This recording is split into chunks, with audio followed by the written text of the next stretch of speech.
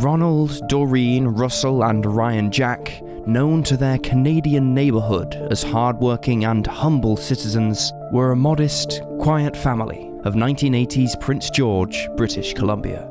However, their diligent nature and simple desires were cut short by unexplainable, unsolved disappearances on August 2nd, 1989. Leaving all who knew them across the Cheslata Carrier Nation and Western Canada as a whole, grasping for answers in a sea of evidence that drowned us all in doubt. As a hope to provide more substantial reasoning built upon observable evidence and situational analysis, this is an examination of the Jack Family Disappearance and the confounding mystery along the Highway of Tears.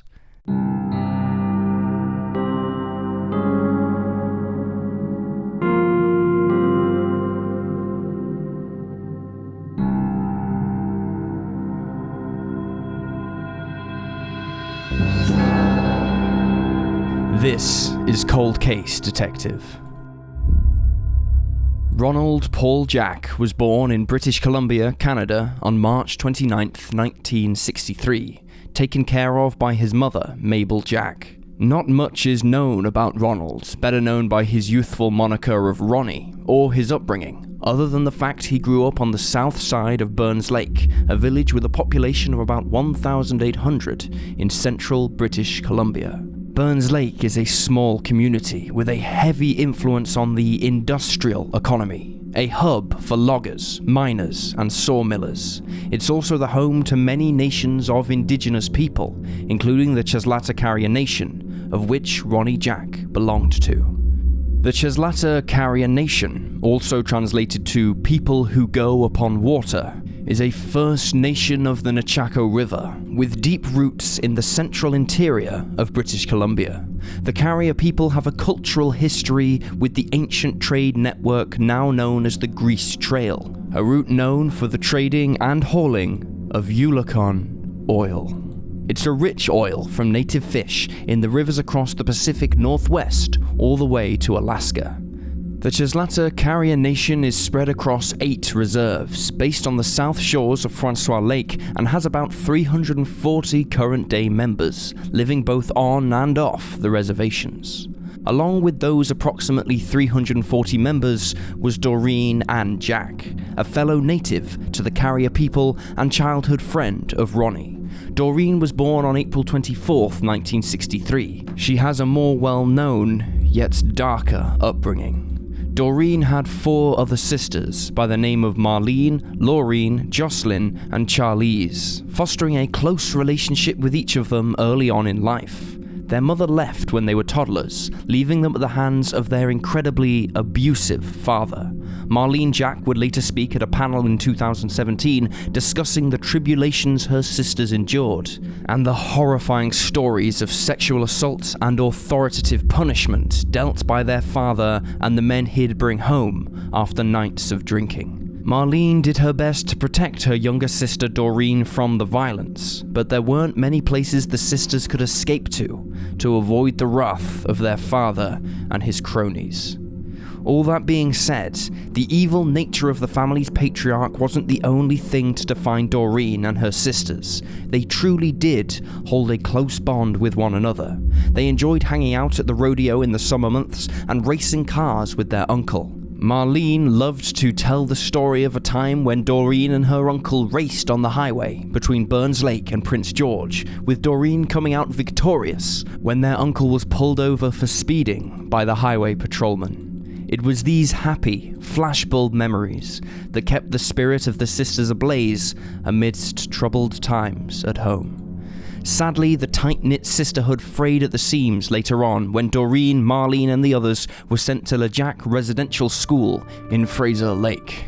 It was here the nuns in charge would separate the girls when they came together for fellowship, roughly pulling them apart and telling them that they'd be useless when they were older to try and keep them in line.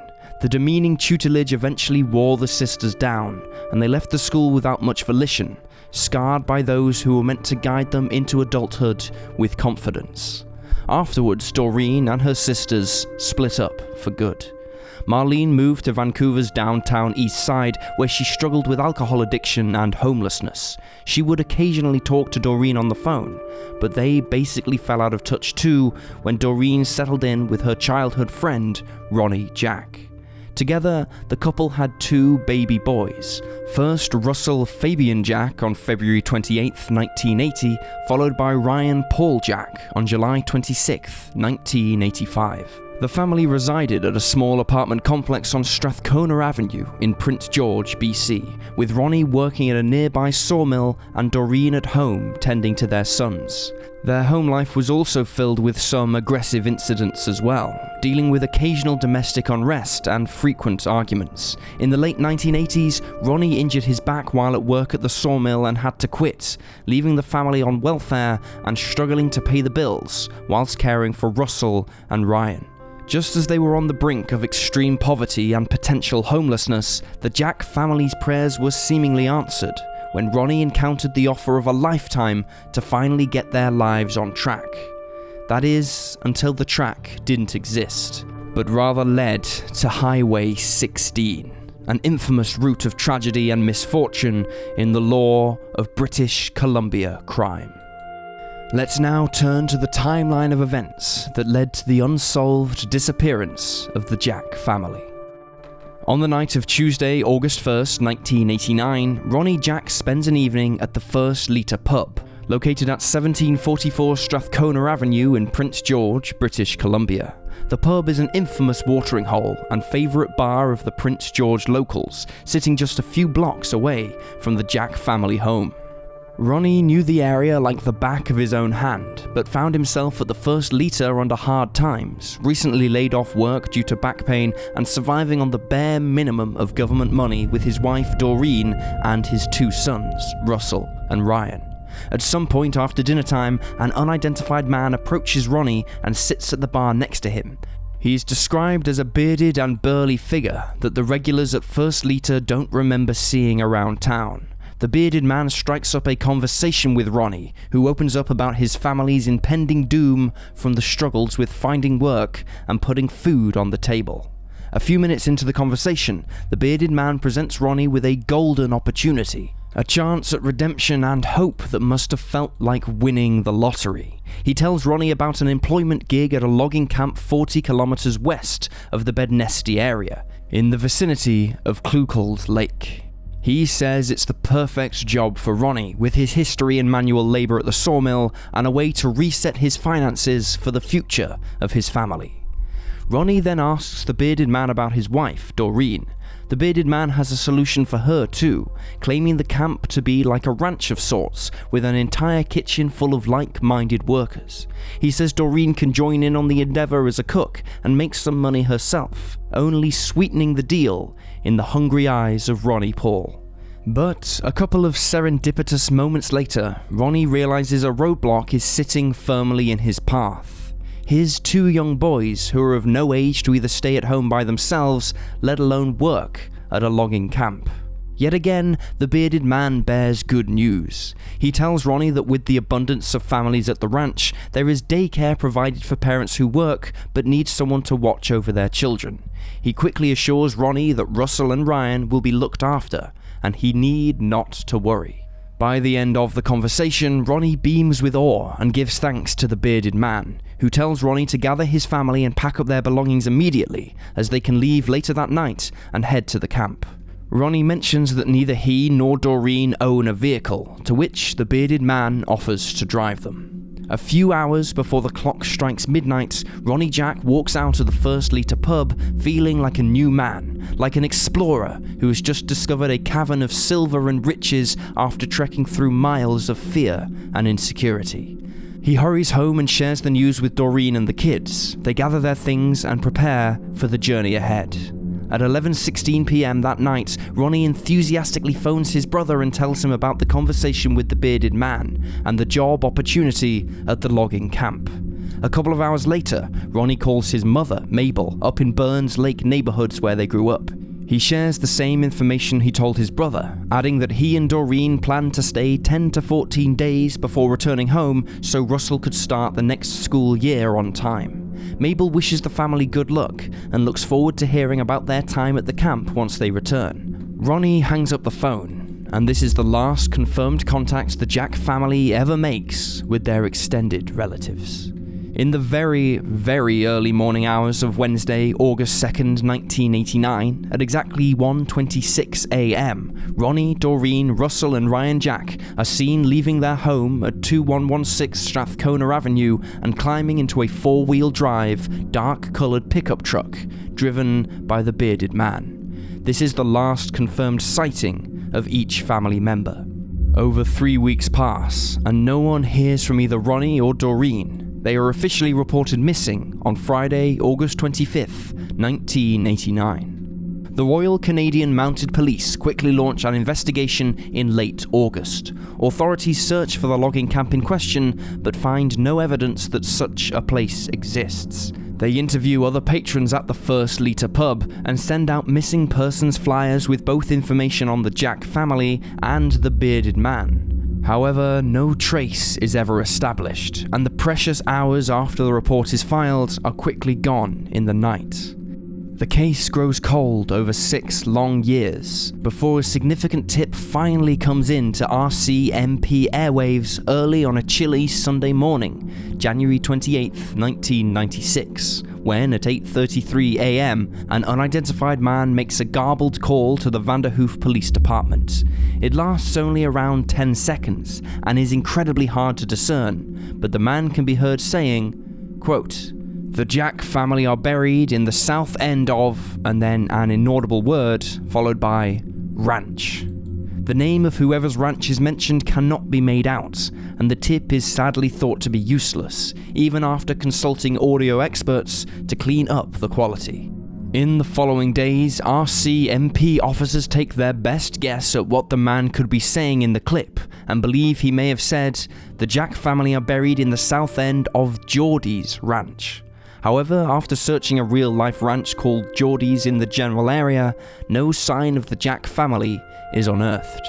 When investigators go back to the source of the phone call, they are finally able to trace the telephone's origins later that winter. They discover the call was made from a line in the Stony Brook, BC area, near Vanderhoof. In fact, police found that there had been a house party in the same time frame the call had come through, explaining why the audio was so muffled, and they interview the guests who attended that night. Despite the breakthrough, the specific male caller is never identified, and once more, no new leads are surfaced in the hunt for the Jack family. The next and final major tip in the case wouldn't come until more recently, when, just after the 30th anniversary of the disappearances, the RCMP announced an official search at a property on the Sakers First Nation Reserve, just south of Vanderhoof, British Columbia. From August 28th through to August 30th, 2019, RCMP detectives carry out their search under the close watch and support of the Sakers First Nation elected officials and tribal elders. They scan the grounds using bulky equipment, including ground-penetrating radar systems. Again, no trace of the Jack family is found. A month later, in September of 2019, Doreen's sister Marlene conducts several interviews with the Canadian media, claiming that a recent tip containing specific information related to the Jack family disappearances is being thoroughly considered by the RCMP and the surviving members of the extended family. What this tip is still, to this day, unknown. But both Marlene and the RCMP continue to ask that anyone with ideas relative to the case come forward, as all avenues are still being considered. In a mystery with over 30 years worth of materials and nearly 60 banker boxes stuffed with investigation documents, there is hardly any public information detailed by the RCMP regarding the Jack family disappearance case files. There have been leads and a few clues strewn about, sure, but even the relatives of Ronnie and Doreen Jack haven't been privy to the details researched and analysed by detectives. Thus, we are left without any obvious fingerprints or vital documents from which to draw any reliable conclusions. What we do have, however, is a very detailed description of the bearded man seen with Ronnie Jack at the First Liter pub, who offered him and Doreen jobs at a logging camp in addition to childcare. Henceforth, he will be referred to as the first Lita suspect, whom authorities believe to be the most pivotal figure related to the family's disappearance. There were two separate witnesses who attended the pub the night Ronnie spoke with the first Lita suspect, and each gave descriptions of the man to the RCMP. He was described as a white male, most likely of European descent, standing somewhere between 6 feet and 6 feet 5 inches tall. His hair was reddish-brown and fell down to the bottom of his ears, parted to one side. While his skin was of a clear complexion, his face was covered by a moustache and a full beard, measuring around 1 to 1.5 inches long. The first Lita suspect was certainly hefty, but not necessarily fat, ranging from anywhere between 200 to 275 pounds. At the time, in August of 1989, the witnesses figured the man to be of middle age, possibly 35 to 40 years old. However, with a fair amount of facial hair, it's thought that the suspect could either be older or younger than the anticipated age group. On the night he spoke to Ronnie, the first Lita suspect wore a hat, a red-coloured checkered work shirt, faded blue jeans, a blue nylon jacket of waist length, and work boots designed with leather fringes over the toes. For an even better image of the suspect's face, check out the 2 RCMP sketches provided in our case photo document, listed in the episode's description. In the years since these sketches and descriptions were released to the public, no one that we know of has come forward with a sighting or confirmation of who the first Lita suspect could be. Of course, it is possible the RCMP has received such tips and refused to share with us the identities to protect the investigation, but as of now, we have no such lead. If the face of this man looks or sounds like someone you may know or remember from the Prince George area in British Columbia or anywhere around Western Canada in general, please contact the proper authorities. It's also important that we remember these details are 30 years old, so the physical features will have changed, and the man, if still alive, is most likely between 65 and 70 years old. The first Lita suspect may not be a killer, but he certainly has answers that will provide a route towards justice in finding the fate of the Jack family. Let us now turn to the most prominent theories surrounding this unsolved mystery. With the lack of detailed information released to the public by the RCMP, there just hasn't been an abundance of theories discussed regarding who the first Lita suspect may be, or what happened to the Jack family. However, with the recent update in the case last September, it has renewed interest amongst sleuths and armchair detectives alike around the world. The newest theories revolve around men who fit the basic outline of the first Lita suspect, a persuasive salesman with sinister motivations. One of the hypothetical offenders discussed is a man named Richard Beasley, well known for his infamous moniker, the Craigslist Killer. In 2013, Richard was tried and convicted for killing 3 men after soliciting work for a job via Craigslist in 2011. These false ads lured vulnerable men who sought better opportunities for themselves, promising them higher qualities of life in southeastern Ohio. Not only were the scams eerily similar to the first Lita suspect's promises to Ronnie Jack in 1989, but Richard also bears a striking resemblance to an aged version of that infamous bearded man police sketch. While there are no accessible photos of Richard in the late 80s to make a true comparison, his height and theoretical weight match the first Lita suspect, as well as his slicked back, ear-length hair and full beard. And even though Richard would have been just 30 at the time of the Jack family disappearance, he could have been identified as older with a scraggly beard and imposing demeanor. Sadly though, the similarities end there. While it is conceivable that Richard could have lived in Prince George during early adulthood and moved to the Midwestern United States later on, there is no evidence of Richard ever residing in Canada during his life. Whoever the first leader suspect was knew the surrounding areas well, making it likely they were a resident of British Columbia. In addition, Richard's victims do not match the Jack family's demographics.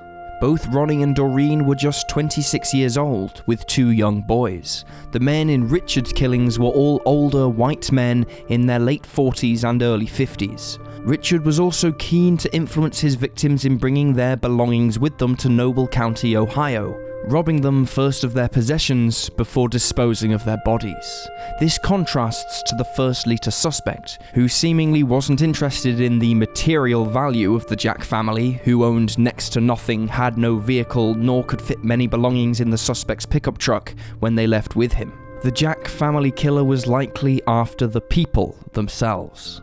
While Richard Beasley hasn't confessed to more killings throughout his life, investigators do believe there could be more victims, so while the Jack family probably don't fit that bill, the Craigslist killer is at least a prototype of the suspect we're looking for. A more local suspect with legitimate connections to the Highway of Tears is serial killer Bobby Jack Fowler. While only one victim is confirmed to have died by his hands, Fowler is a person of interest in 16 different murders in both Oregon and British Columbia.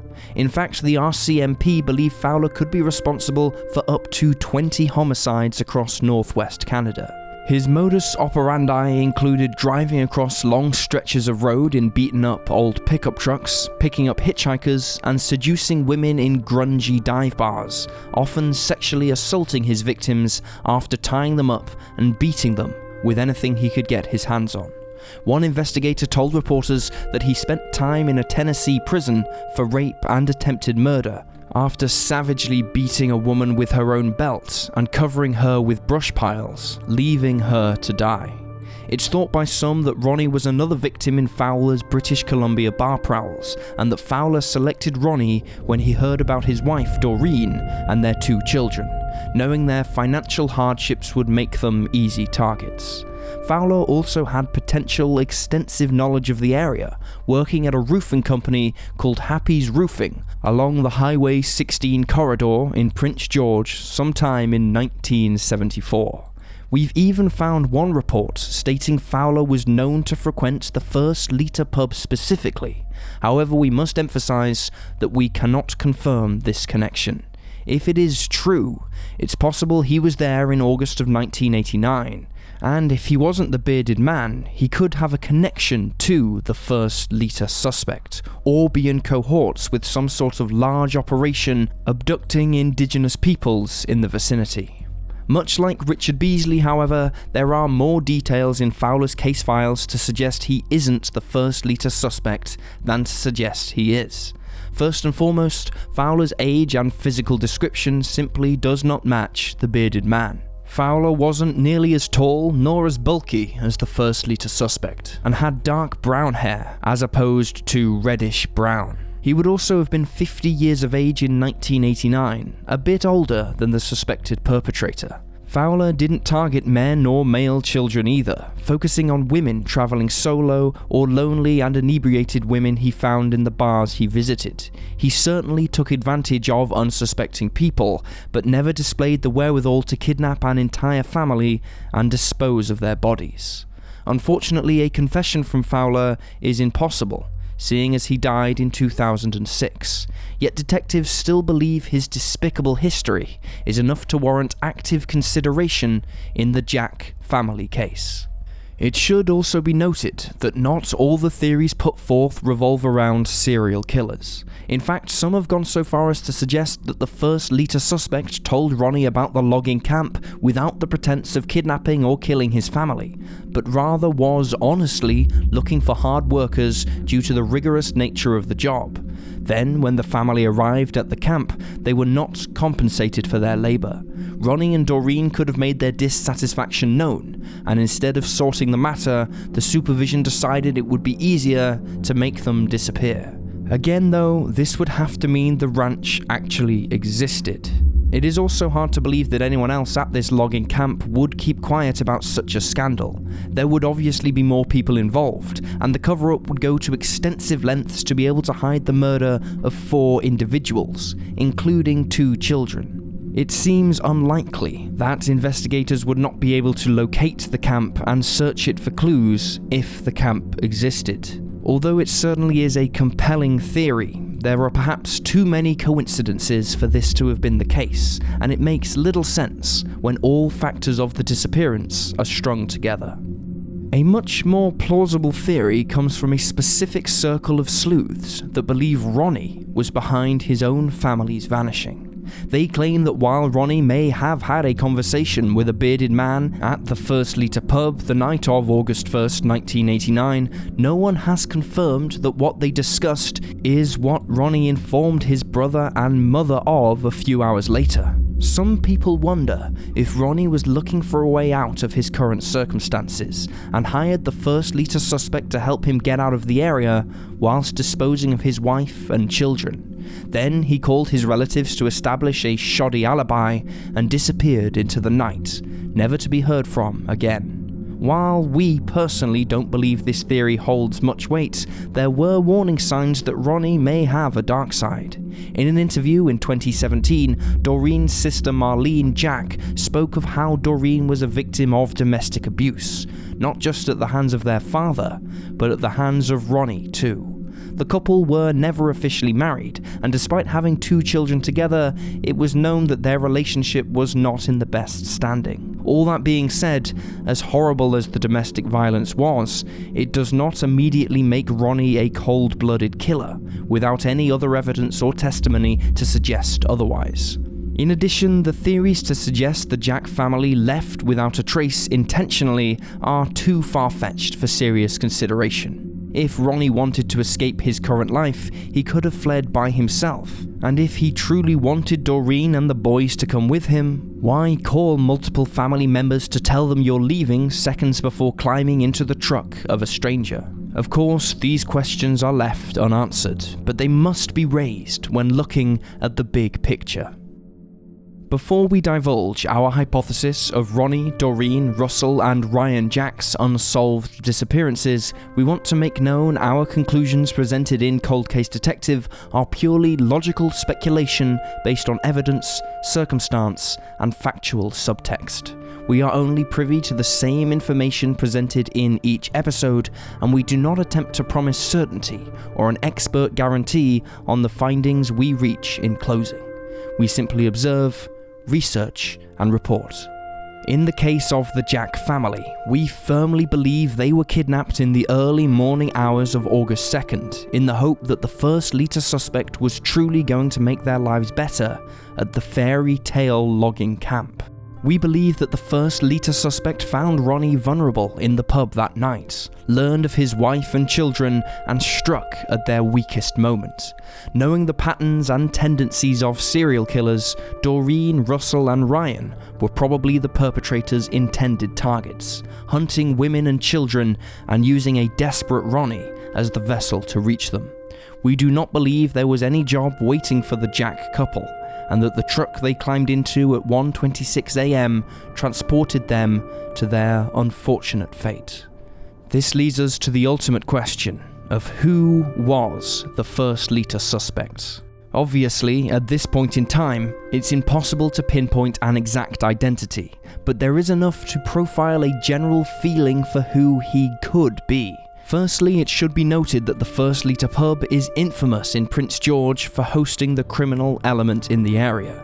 There are hundreds of bars around town, but locals have said there are none sketchier than the First Liter. It would make sense then for the First Liter suspect to use such a nefarious locale as their hub of operation, knowing they could blend in with the fellow villainy lurking in its shadows. This leads us to believe whoever he was, the bearded man was also intelligent. He knew how to pick Ronnie out from the crowd, and did so in a way he never came across as up to no good. The First Liter suspect was also an excellent conman, able to sell an opportunity that seemed too good to be true from the onset, but enticing enough to draw in any rational human being. Sadly, this is a widely used tactic amongst serial killers and repeat offenders, using job postings and false employment advertisements to attract potential victims. If you'll remember our episode on Indigenous Canadian Amber Tukaro, you'll probably remember our profiling of known sex offender and serial rapist Pat Carson, who lured unsuspecting women and even couples to his horse ranch in Alberta with the guise of internships and life-changing opportunity. While nothing outside of his sexual assault charges have been proven, and while we do not believe him to be a suspect in the Jack family case, Pat Carson is living proof that these tactics work and that they are widely used. The bearded man is likely one of these types of criminals, cunning and subtle, hence why not even a trace of the Jacks have been uncovered. It should also be pointed out that because we do not have 100% confirmation that the family is dead, we do not have a killer's exact modus operandi to further wane the list of suspects. This last lingering uncertainty clouds the judgment of anyone who attempts to reconcile with this tragedy and makes concluding who might be at fault an immensely difficult task. Nevertheless, we will persist. Without a doubt, the best way of finding more clues and giving investigators the best chance at locating missing persons is raising awareness on the largest of scales, so that motivated minds may come together and recollect that one memory or one experience that will charge the search with newfound optimism. It is optimism that must flood the paths towards justice for Ronnie, Doreen, Russell and Ryan Jack. Optimism, not tears. For optimism is what drove these four souls into their final moments of happiness and contentment. This belief in a brighter future is probably the final bit of positive emotion each member felt, and therefore it will be the way we will memorialize their story. We will not let their legacy be that of the only family to ever go missing in Canada's history, nor let their legacy be just another tale of Indigenous peoples abused in a desperate situation. Indigenous peoples across America and Canada struggle to have their stories heard as it is, and perpetuating the myth that it is somehow their fault they fell into the path of a criminal is a massive disservice to the individuals and their communities. The Jack family may have had their troubles, but they were people and deserve to be heard like anyone else. Ronnie, Doreen, Russell and Ryan are more than statistics, and it's about time them and their fellow missing peers along Highway 16 in British Columbia are given the appropriate coverage. The Jack family and their hard-working character had stories that were not over. They could have overcome their struggles and been examples of perseverance and changed the world for the better. And in fact, they still could. There is a chance that the Jack family is still out there, waiting to be found, waiting to be saved. And so we continue to strive to give answers to the surviving Jack family members, and bring those missing out of the shadowed night of August 2nd, 1989, and into the light of the breaking dawn. This is Cold Case Detective.